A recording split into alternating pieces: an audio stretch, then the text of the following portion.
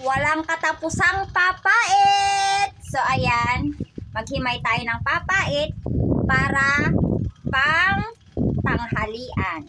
Ayan. So, hindi na tayo nagsasawa sa kakapapait, So ang buhay natin ang pait-pait. Ganun na lang, mapait ang buhay, hindi. Pagsubok lang ang buhay, di ba? Hindi tayo bibigyan ng pagsubok ng ating Panginoon kung hindi natin kakayanin, di ba? Ganun lang yun, mga kaswangers. So, ayan, mga kaswangers, tayo na maghimay-himay ng ating pang-ulam. Dahil yung ating mga alagang sawa sa ating mga tiyan, nagwawala na.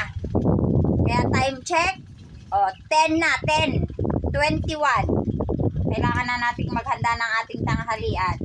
Kakarating ko nga lang din galing sa Taltalon dahil kumuha tayo ng isang timba na ayan, papait pa rin yan, punla, tatanim natin mamaya.